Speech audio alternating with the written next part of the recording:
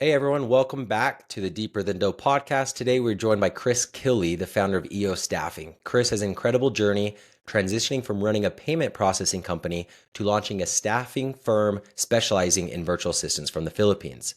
In this episode, Chris opens up about his own struggles and offers powerful advice on stress management and prioritizing what truly matters.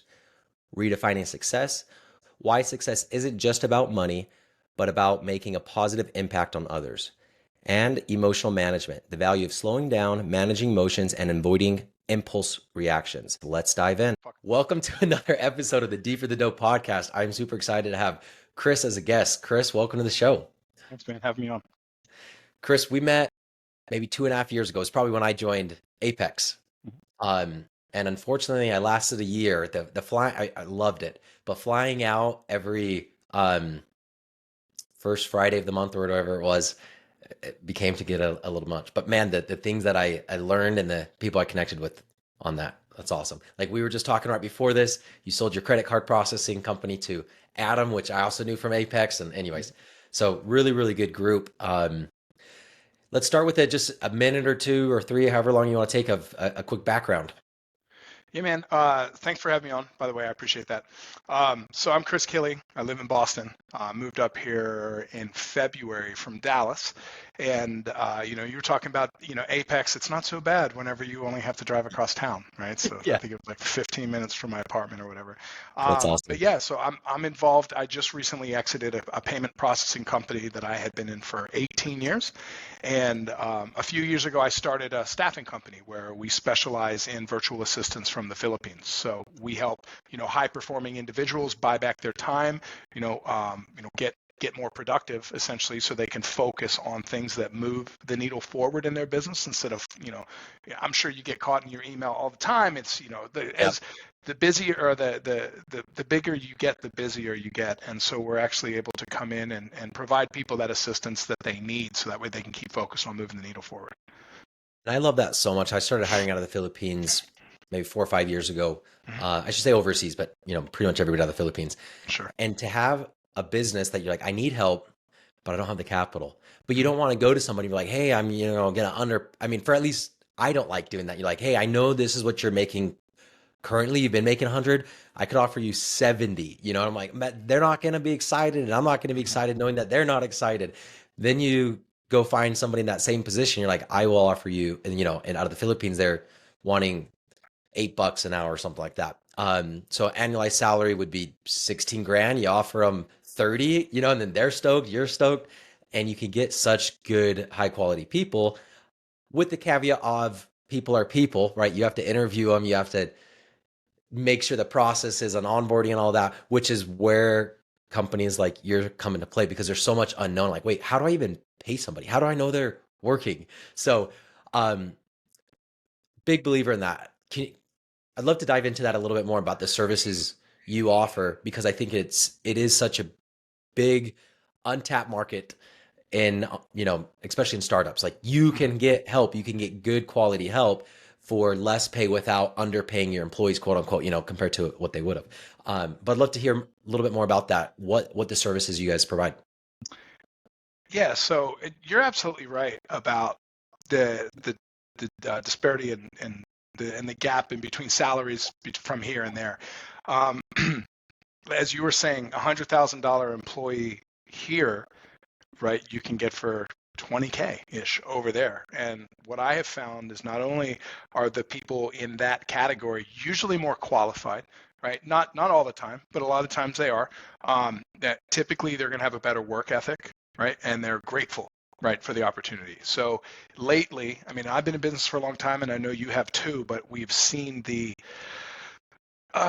enthusiasm of the American worker getting smaller and smaller each year, we'll say, especially when you're looking at people that aren't in senior level, positions, right? So, a lot of some of the people coming out of college now are just, in my opinion, a little entitled. So, I did find that this a great solution is to find somebody else that is in another country that you can provide an opportunity to. But the way that we started out was we were kind of, I was trying to find my way, and I wasn't sure what product and service that we wanted to offer from there. So we offered everything. I was the guy that if you wanted this obscure unicorn type of employee, you came to me and I would find them, right? We got very, very good at that. But what I found was that wasn't really serving our ideal client, or and that person is going to be that business owner that's doing less than 5 million a year in sales, that finds themselves bogged down, weighed into their email, that finding themselves doing repetitive tasks all day every day. And I'm sure you know this. Whenever you first start out, you go up in the office in the morning and you've got a full head of steam and you're super motivated, and then you open your email and you're like, oh my God. And then next thing you know, it's 2 p.m. and you haven't done anything, right? Uh-huh. That's my client. And so what we do is we provide high-level executive assistance with high bandwidth to learn new skills. So we can still find those people that if you need somebody to have a very specialized skill, they may not have it right now, but they'll definitely have the mental capacity to learn it along the way. Yeah, I heard a lot of, you can't hire overseas because they're not as competent. I was like, well, why? Like, who are you hiring, right? Right. There's a lot of people overseas that are not competent, just like there's a lot of people here. Talking about entitlement, my brother just opened up a Dirty Dough in California. And 3, 4 months ago, they raised the minimum wage for any chain with over, I think it's 60 locations open, to $20. So like you're It's a lot of 16 cookies. years old and you're getting paid Yeah. 20 bucks an hour by default if you work at Dirty Dough. You know what I mean? And it's like, how does that not cause some sense of entitlement? I'm Yeah. like, anyways. Yeah. It's So it's that's real. I definitely see that. I mean, I just had somebody in my inbox on LinkedIn yesterday, maybe from Bangladesh. I don't know. I don't follow the news usually. And he's like, we're, at the brink of there's a curfew, we're brink of a civil war, this and that. And he's like, I will work for free. I will work for free to prove my worth. And I'm just like, yeah, I don't really find that as much here, right? The opportunity is very different. So to find and connect those people, I learned in a startup course. It's called Startup Ignition to place a dollar amount on your time. If you're in sales, it's easier, right? Like this is how much money I'm making, anyways. And then, okay, I'm worth $1,000 an hour if I'm pitching, so I need to hire somebody else to do everything, just like what you said, like the emails. Very, very big proponent on that, especially when you get into like finance and bookkeeping. Use QuickBooks, and there's people that are already trained and know how to do that. As an entrepreneur, don't spend your time on QuickBooks. Spend your time growing the business and outsource the rest and know where you're driving revenue. So very, very big believer in like, that's one of the catalysts to really start growing your business, like to get that mindset of like, okay, I can outsource, and it's more comfortable to outsource when there's lower risk financially. So Yep. why did you make the shift from, I mean, I didn't know you had your credit card processing for 18 years. You did that for 18 years. When did you start EO staffing? And then we'll talk about the overlap and why you chose to sell. Yeah, I actually think this is a pretty cool story. So I started EO 3 years ago. Okay. And Okay. it wasn't even out of necessity. I didn't think I was going to start a new business. I had no desire to. But what had happened was a few years before that, I was at whenever I was, neck deep in payment processing, and I was, living it, breathing it, and it was slowly killing me. That's a whole nother story. But I was at a conference, and I heard a speaker. It was in Charleston, South Carolina, and this guy was up on stage and he was talking about virtual assistants. Kind of got my attention. I was like, "What's a virtual assistant?" I thought that it was, AI or something like that. Well, a virtual assistant is somebody that's not in your office beside you. And he was talking about all the things that they could do. And me at the time, I wasn't. I think I was successful, but I wasn't financially where I wanted to be yet. And in payment processing, what a lot of people don't realize is the margins are so very, very small, right? You make money on every single transaction, but it's fractions of pennies at a time. So you have to have a lot of accounts in order to be able to get financial freedom, essentially. Yeah. And so I talked with him after the show, and I was asking him how much they were, and it was actually, even VAs were out of my budget at that time. So I said, you know what, I'm going to figure out how to do it on my own. And it took me about a year and a half. Now, I'm very grateful that I did that, because it was how I was able to start and scale this very quickly. But essentially what I did was, as you were saying, I like doing sales. So I took all of the non-revenue generating activities, my paperwork, my customer service, my tech support, my installs, things like that, and I got it off of my plate. So now all I had to do, I found one person first. Her name was Diana, and she was great. So she took all that, and then once she got too busy, we went and hired another one. But now that I wasn't focused on all of these, I mean, there'd be some days where I'm just taking customer service calls all day long, and that's me making $0, just sitting and trying to save money from going out the back door, essentially. So firefighting all day, and so anyway, so I scaled the company. As I had more time to focus on sales, and so I got bigger and bigger clients, and then we took it a different direction and did really well. But if I didn't have that time, I would have never been able to get there. And then so EO started because I was telling one of my buddies, Paul, about it. And he was like, well, hey, can you do that for me? And I was like, yeah, I think so. And I did it for him. And then he told one of his buddies, and I did it for him. And then next thing I know, like I've done it for 4 or 5 people. And it's really rewarding, right? So payment processing, people call you, they're, hey, you're charging me too much. You're charging me too much. And there's no one ever calls you to tell you thank you. And with this business, you're actually installing something that's not a commodity, that is, you can actually see the results. They're tangible, right? Hey, you invested this with me. I was able to find you this person, and place you in their business, and now look at you. And Yeah. so, so then I said, you know what, I'm just going to ditch payments. And fortunately, Adam, came into my life, and it was a great fit. And, there were, now we're moving in the right direction again. A lot of it was, if I understood you right, like just day-to-day enjoyment of what you wanted to do. You're like, this aligns with what I want to do. I need to ask Adam why he likes getting those customers. I'm just joking. Dude, I'm sure he's got got that so figured much, out. he's got so much Uh, patience, man. he is a very, very patient, Yeah. caring individual. You Mhm. said that it was slowly killing you. I want to ask a little bit more about why, and then the follow-up question would be, what advice do you have to somebody that's in that similar situation? They're in a business or whatever they're doing, and it's slowly killing them. What would you do differently now with that experience? So what the reason why it was, I'll tell you this, I had right before Thanksgiving, I had what they called a cardiac event in the hospital, right? Okay. I was supposed to get I have a deviated septum, and I was supposed to go in for surgery. So I had a pre-op, and fortunately it was in a hospital complex.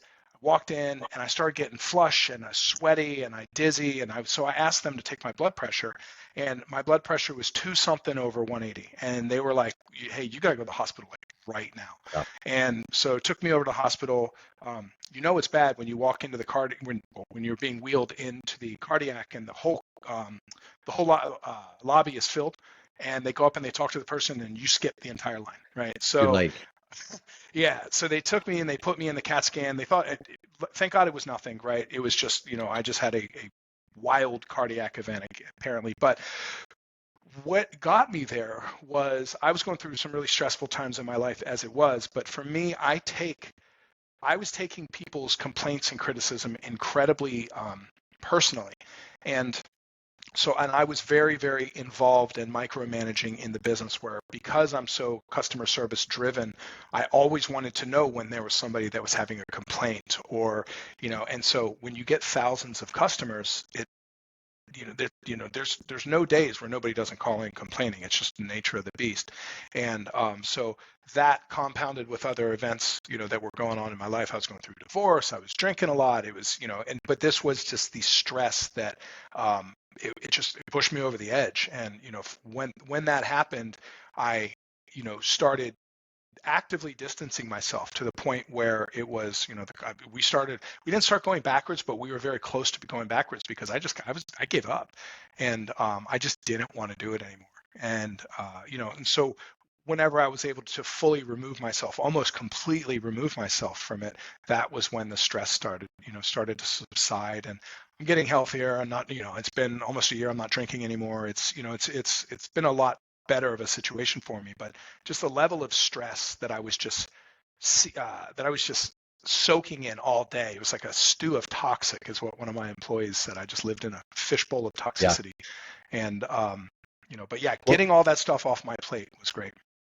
so what would you say? Because one, I relate to that a ton, and it's I feel like mine come in big waves. It's like Yeah. everything's going great, or everything's just terrible and I don't want to freaking get out of bed because I'm just like, Right. I can't tackle all of these problems. Like there's just it's just impossible. For me, I really dove into psychedelics, therapy, Buddhism, and just more of the mindset and philosophy, meditation. Anyways, and and I came to the conclusion of thoughts appear in my head. I never know what I'm going to think before the thought arises. Mhm. Thoughts are a byproduct of neurons firing, which I also don't control. But yet, there's something that happens that I feel like I am in control over the thoughts and I can control the whole freaking world. And that's what is causing the stress for me. Mhm. So diving into the more like, oh no, I believe consciousness is a pure awareness or observation of the life that you're living.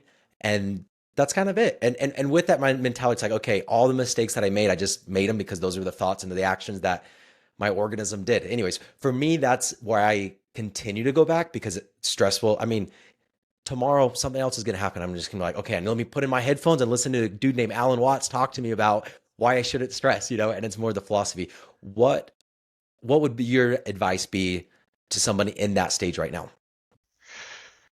It's not an emergency unless you are in like healthcare or it's I would always everything I had such a sense of urgency about everything, right? And it you can close the laptop and go to bed, or you don't have to show up tomorrow. Like if it's on your brain that much, and it's really there's very few things that constitute an absolute four-alarm fire. Like what I was saying now is, and I heard this from one of my mentors, there's two different fires. There's a dumpster fire and there's a kitchen fire.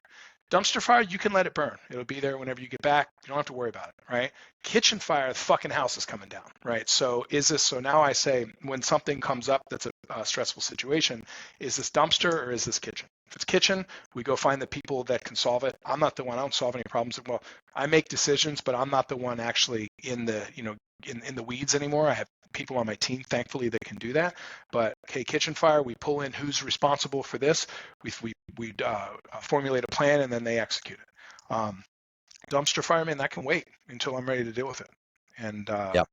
we got a couple going right now, and we'll get to it when we get to it. Podcast maybe a year and a half ago, I had a guest and we were talking about just that what like where does that sense of urgency come from? And he said, well, there's some things that you have to do. And I challenged it, and just like out of nowhere, like, but really, is there? Like, is there anything that has to be done today? I like that you said healthcare. Healthcare that yeah, people are actually dying. Outside of that, like, what is the percentage of kitchen fires versus dumpster fires? I've been doing it for a year and a half, maybe a year of just like, no, it's gonna wait till tomorrow, and if it's the weekend, it's gonna wait till Monday, and nothing's changed in my life other than less stress. Like Or the business doesn't not grow. you can even go a step farther. Instead of saying tomorrow or Monday, when I feel like it. It's when I am emotionally ready to handle this task or Yeah. inconvenience that has come up. So So the sense of urgency, a lot of us have it, and I think it's just like overdrive stress. Like if I could just solve all problems, I'm going to be happy, and I could feel safe and I could love myself or whatever that root cause is. How do you go to adapt that? I mean, if I pull up my phone again, a year ago, I couldn't go to bed. I couldn't go an hour without having zero notifications, like zero of these little icons, because yeah, that means I wasn't doing something. And now I'm like, oh, I can actually have 20 emails and go to bed over the weekend, and my assistant will work on them, and maybe I wake up with five of them. yeah, um, or one. what's that mindset shift though? Like that you need to tell yourself internally that it's like the house isn't on fire. It's Yeah, just an issue.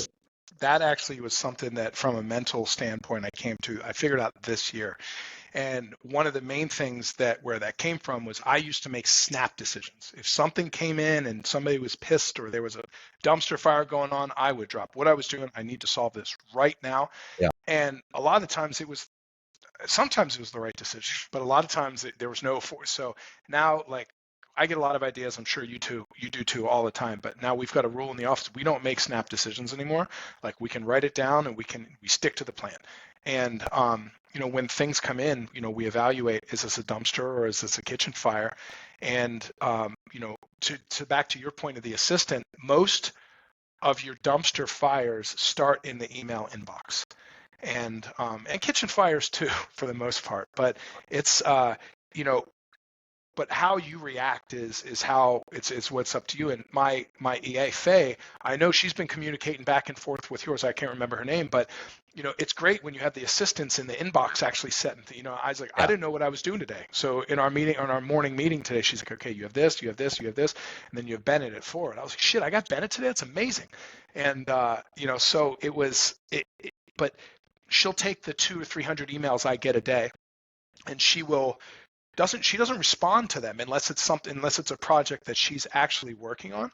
But she acts as she's the gateway, right? The gatekeeper, essentially. So out of those 200 or 300 emails, I might see 3 or 4 of them, and they're the only ones that are that require my attention. Everything else either gets routed or it gets dropped into it's spam. You know how many junk emails we get a day. So she makes it to where my morning, I wake up, between 4:30 and 5. Whenever I do, first thing I do, I go get a cup of coffee and a water, and I go open my inbox, which a lot of people say probably isn't the best thing to do, but I like to get that done.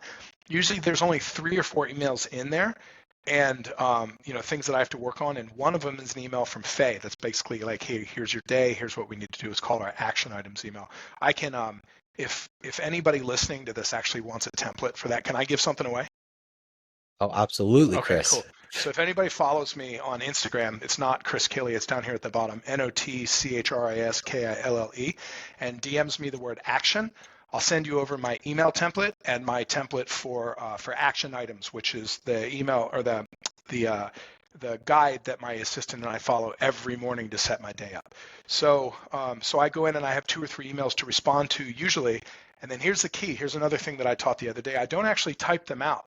So I use a recorder. So I'm either on my phone, or I'll use Loom, or I'll use Screencast.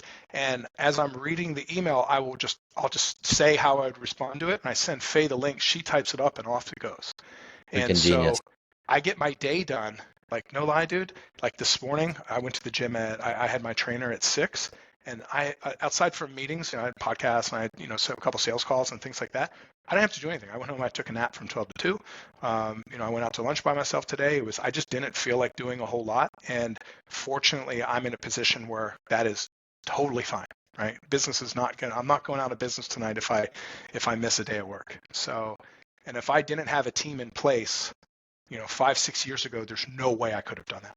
And so it's because Yeah, I didn't have the right people on my team.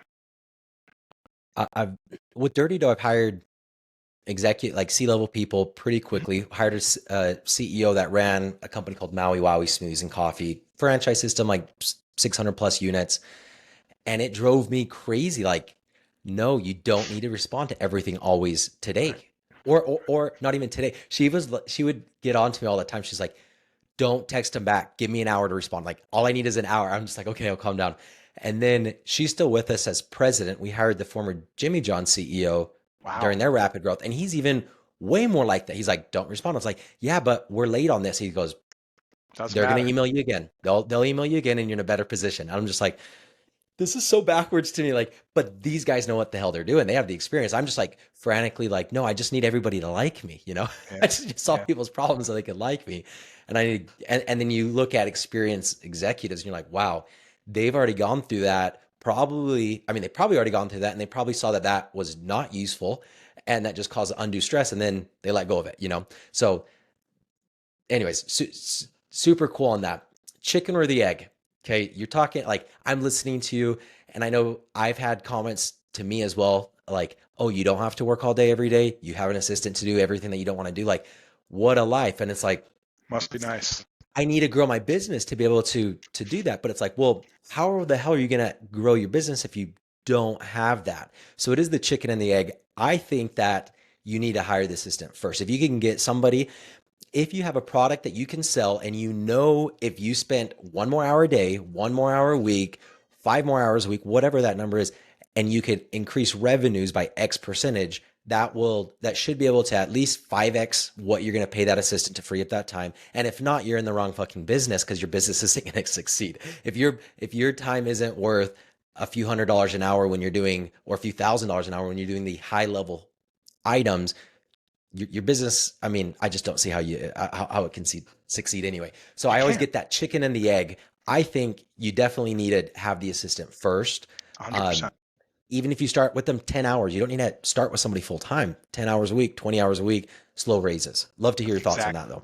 though. 100%. Assistant is the number one thing. And we'll get clients that come on and they want to jump right into like specialty. And I'm like, well, who do you have an assistant? They're like, no, I don't need an assistant. Bullshit. You need an assistant. That's the very first hire, you should make Yeah. before anything else. And that's as you grow. To your point, that's exactly right, because you are the one especially in the beginning, you're the breadwinner of the business. You're the rainmaker. You're the one that generates the money. And if you are not generating money, then you are not growing. And so, that's I can't afford an assistant yet. Or my favorite is, oh, it's just not the right time. I'm not ready yet. And, I made a post about this the other day. You're never going to be ready. It is never the perfect time, right? We'll talk again in 6 months and you're still in the same situation and you still have the same excuses and you still have all the best time was yesterday. The second best time is today. And, so it's been my experience. I'm a little biased, but getting that assistant in there so you can delegate the low level $10, $15 an hour, $20 an hour tasks. Like if you want to be a CEO, if you want to be a founder, if you want to be, something like that, you can't, you're Jimmy John's guy, right? He's not he's not in the franchises, every day helping them watch the equipment. I mean, he's got Adam actually said this the other day, and I heard it. The general only has time to command. That's it. So, so if you find yourself, well, I'm putting in the sweat equity and things like that. Nah, man, you're going about it the wrong way, and you are doing yourself a disservice, and also everybody in your life a disservice, because I guarantee your family's not getting the best version of you either. Okay. I was just gonna dive into to guilt. Okay. And does that come into play here? Do I mean I definitely relate to it. I would say the last, I don't know, it's been 8 months since we brought on that Jimmy John's guy, and it wasn't just him as our CEO. He owns a management company and they run another dozen franchisor businesses. But it was like management control. Like you guys are making the decisions.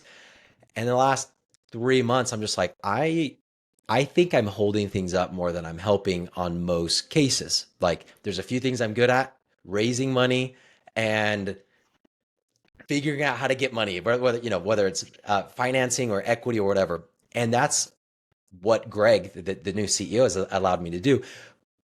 But that doesn't, like right now, it just a few weeks ago, it all came together. We got the investment money and we signed anyways, it all kind of came together, and a few $1 million here and a few million there in a line of credit and invest. And it's like, okay, now what do you do? And the guilt of like, but I should be doing something. I should be working 40 hours. I should be. And I haven't been for, I don't know, 3 months. Incredible. And man, it's hard. Man, it's hard. I still am getting everything done, but the guilt is going, it's still hard to overcome. And that made me relate to like, well, before, why don't you hire, like, why do I have to be in the weeds? I have to sweep the floors. Like, where does that come from? Is that a sense of like, well, I need to defend myself, my honor, I need people to know that I'm willing to work with them or whatever. But I think it's really just an excuse to get shit done. It's easier to go wash the dishes than go fire somebody, right? But it's like, well, I need to show the example. Anyways, love to hear your thoughts on guilt as it plays into entrepreneurship, working more or less. Well, I could say a lot about that, but I think the abridged version is that's something that jealous people installed in successful people, because it happens that way, and it's the must be nice Yeah. mentality. Oh man, you did this, that must be nice. You didn't see me knocking on doors for a decade, working 60, 70 hours a week, 6 days a week, Yeah. 12 hours a day. You didn't see that. You see this. But anyway, so when you do feel guilt because you want to be there in the weeds. But let me give you just so in my payment processing company, after that whole thing in November happened, I like literally I was like, I'm walking away for a little bit, guys, right? And what I found was shocking. The numbers went up. The employees seem to be in better moods whenever I would pop in on calls and things like that. And I actually got a message from one of my support team guys. His name's Clyde. I love this guy to death. Clyde he's a tough pill to swallow when you get to know him. When you first get to know him, he's a little bit older. He's set in his ways. He's an amazing human, though. He sent me a message and he was like, "Hey, are you coming back?" And I was like, "Well, I will be in some capacity." And and it's just, and he's like, "Listen, do not take this the wrong way, but like we're doing okay without you," type deal, right? Yeah. And I realized at that point that I was the bottleneck prohibiting, and that's one of the reasons why I decided to sell the company. Was I realized that I had taken it as absolutely as far as I could, and I owed it to my clients, I owed it to my team, I owed it to my family, I owed it to everybody in my life to pass the torch to somebody who's going to be able to take that and and take it exponentially. But again, going back to the guilt, that's just, I feel like that some people feel bad if they're not, if they don't have anything to do, and sometimes not having anything to do is a good idea, or is okay, because you just did so much, right? You said you were doing all that stuff for months, and all of a sudden now, it's ebbs and flows, and it's sometimes you're working 80, 90 hours a week, right? Sometimes you're working 10. It's work-life balance is cliche, but it's kind of true as well. Anyways, that great feedback on that. That's something that I continue. I'm like, I'm not going to go back to, I don't know, maybe 3 years ago when I exited solar and I came into Dirty Doll. I'm like, I'm doing the 40 hours a week, but I allowed myself to do sprints. Mm-hmm. It's like, hey, babe, we're not making payroll, and I need to go find a few $100,000 within a month, so I'm going to be on a sprint. And communicating that with the family. But I feel like I've done a decent job. But now it's like, okay, but who the hell says 40s? Why not 20? Why You not set 20? that rule. Yeah. Who the hell's who's making up this shit, and why am I following it? And so now that's the next step, and I'm like, how to not only do it but feel good doing it, and it's Mm-hmm. a battle. But I've leaned more into health with the extra time, doing red light crap and ice baths and the saunas in the gym and whatever. I do all sorts of weird shit. And I love it because I'm actually focusing on me as an individual. And I do think it gives me higher energy and all of that to show up by working less. And it's like, I can clearly see working 30 hours, non-stressed, healthy, with energy is way more efficient than working 60 hours, just responding instantly to everybody's needs and making split decisions. But it's still like, okay, I need to keep reminding myself to do that. I have the first question that I usually ask people, and I haven't asked you yet. So Okay, cool. Let's get started. let's get started. 18 years in payment processing. Now you're in staffing. Um, what's the goal? What's the definition of success? What's the vision? What are you trying to create? When is enough enough? Not in a negative context. I just want to get your feedback on that. Yeah, so this is actually something that I've been working on a lot lately. Talking with one of my mentors, and he was, to answer the when is enough never, right? In my opinion, but it all depends on what it is that you're chasing, right? I feel like as entrepreneurs and anybody who's highly productive in society, the minute you stop is the minute bad shit starts happening. So you should always be chasing, that next big thing. For me, for a long time, it was money. Okay, and it was money, and I'm still, don't get me wrong, I'm still very driven by money, but now I'm at the point where fortunately I don't have to worry about it as much. I'm comfortable now, where yes, it is still a priority for me, but I've now shifted my goal to helping others. So, when I say that, I don't mean like the cliche, Suzanne Summers, type of way. I want to bring other people to financial freedom. Right. And when I say other people, I mean my clients, I mean my customers, I mean my employees specifically.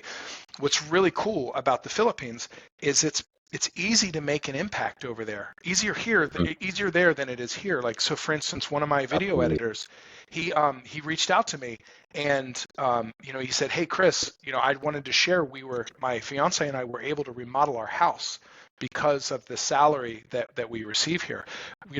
We pay above above market value over there, and that's how we attract and retain the best.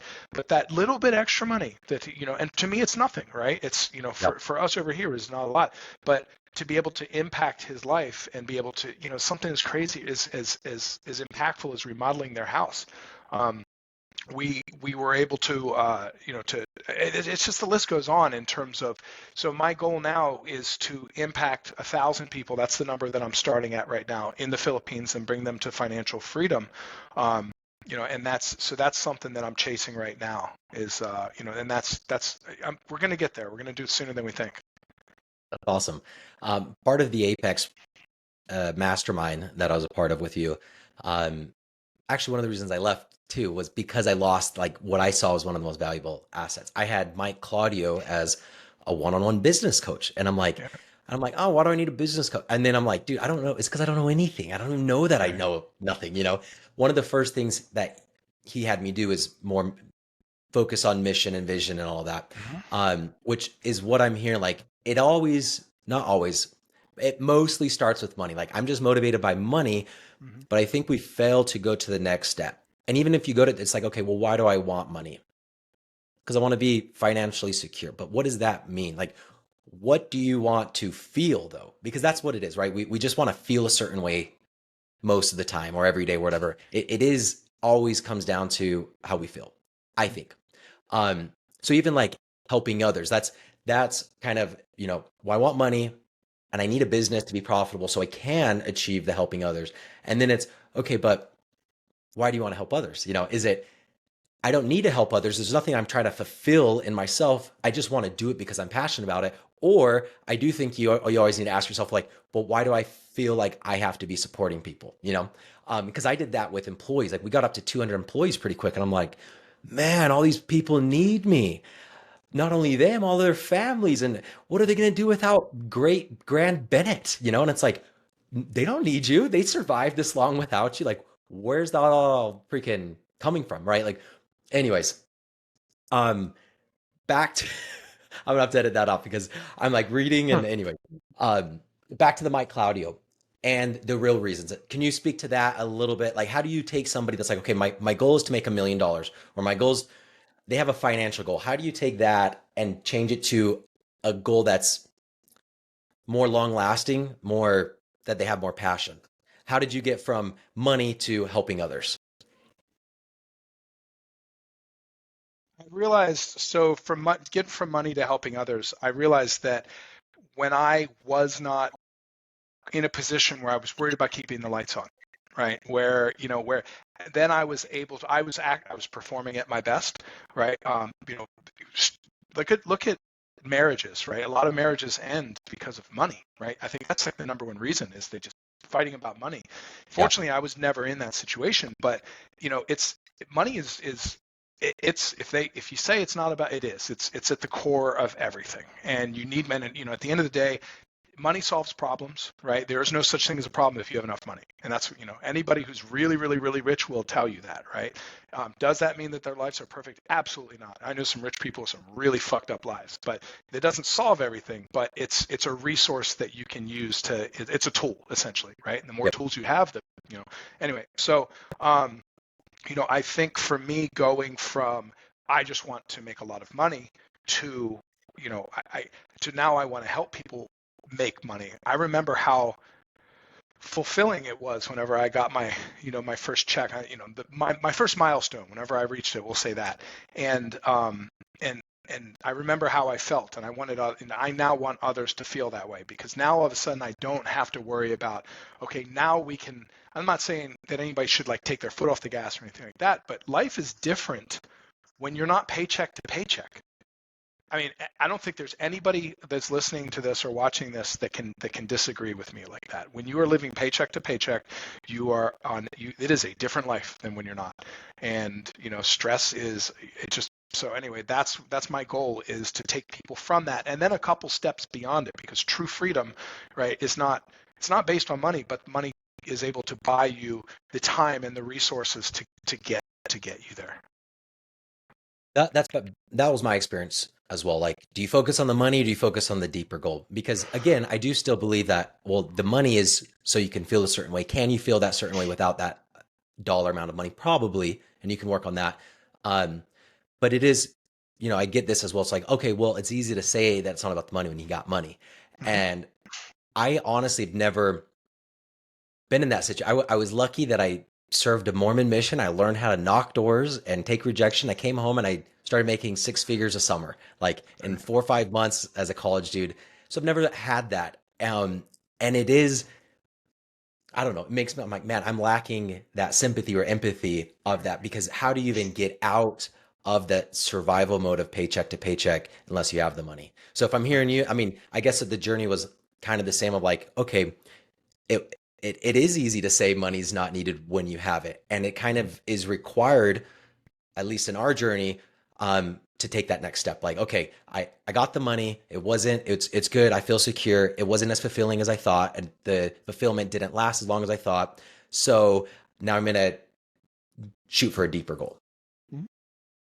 But That's it. anyways, I appreciate that viewpoint and that honesty. And I do think that doesn't get conveyed too much of like, okay, money's not important, but yes, I had to do it before I realized it wasn't important, you know?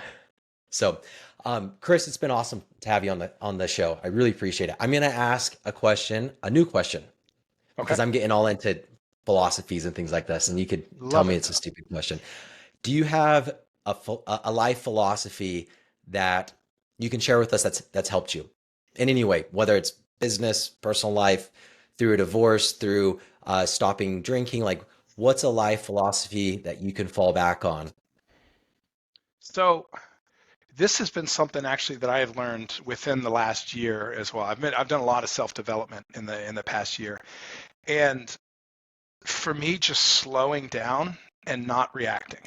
Um, Anybody who knows me knows I'm very passionate about things. And passion is really dangerous at times because it can go into elation. It can also go into fucking rage, right? And Yeah. what I've learned is to for me, I do better when if something happens, first I ask myself, is this a dumpster fire or if this is or is this a or is this a kitchen fire? Um, and then I pause before I say anything. And it wasn't pointed out to me until recently that I used to hate the word rage. And because I was like, oh, when you picture rage, you think of like somebody who's like completely lost control and just a maniac, right? Like the Hulk running around smashing stuff. Well, it turns out that's like an extreme version of it. But you know, looking deeper into it, I was a like I wasn't screaming at people or anything like that, but I realized that whenever I would react, you know, I get real big, like in a presence way. My voice changes and my body language changes, and I got very aggressive, and I didn't realize that other people saw it too. And so that was kind of an eye-opening moment because it was really embarrassing whenever I finally realized that holy shit, this is how I've been reacting all of these years. Yeah. And you know, so for me to be able to slow things down and take a step back and you know again not react immediately, and I don't do it all the time. It's not I'm not perfect with it, but I've noticed that things that used to would just ruin my day and I would you know and just set me back, right? um if you slow down and you just kind of roll with the punches, they're actually not that bad. So for me slowing down. Everything. Yeah, you're not dead. I think it comes, this is what I've been focusing a lot when I say I've been spending more time on my health, and it's geeking out and doing peptides and whatever I can elevate my mood and anyways. But a lot of what I've been focusing on is just the nervous system, parasympathetic versus sympathetic, and how what state your body is in. Like, is your parasympathetic or your sympathetic? Sympathetic is the fight and flight, and the parasympathetic is the rest and relaxation. Your vagus nerve is controls your parasympathetic nervous system, and it's most of the nerve endings are right here. Hmm. So like, I don't know, an hour ago I'm getting in the car and I'm walking through my garage and I see my ice bath, and I'm just not, I'm kind of feeling sluggish, and I close the garage door because I'm not going to go upstairs and get a swimsuit on. So I just take off my clothes, jump in There we the ice go. bath literally for 1 minute, just 1 minute, get back dry. I mean, and so maybe 2 minutes, including drying and putting back my clothes. Then I'm back in my car. Everything was changed, and I make sure I fill it up right now, and it goes to right here, and it's so much more cold going from right here Right. to here. But it's because I read that if you stimulate this, it relaxes you. And then I bought this thing that goes around my neck, and it stimulates you. You put it on for 10 minutes. a day. And then anyways, and it's like, but you can actually measure the results. How do you measure the results? Where your HRV rates, which is the heart rate variability, which I measure on my ring and my watch every single night for the last 4 years. And I've seen it increase just maybe in, I don't know, 4 months of use, having HRV rates mid 50s, low 60s to high 60s, low 70s. I mean, That's insane. it's working. Mine It's I working. actually It's this looked at little mine tiny. today.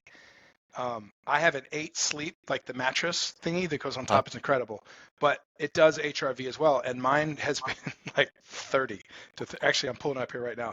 Last night was 40 and my typical range is 32 to 39. And I actually didn't know what HRV was until this morning. I actually, like literally whenever I was sitting outside the gym, I Googled it and Yeah, I was like, all right, we got to work on that. So you say right in here, that can help me? it's it's this. So I'll send you the link. It's like 300 Okay. bucks. All right. And anyways, yeah, just sending shockwaves. But between that and stimulating with ice bath, I do some. Anyways, I'm getting into what you're I saying. love Like that. when you're saying rage, but it's not like Hulk rage. I interpret that in my mind because of my mindset right now is, oh, you're in the sympathetic nervous system. You need to change that. And doing that with my kids has been incredible.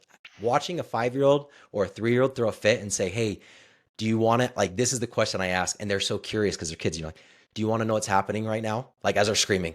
And then they're like, stop. And like, yeah. And they're like, your body is reacting. It feels like it's not safe. Do you want to know how to calm it down? Yes.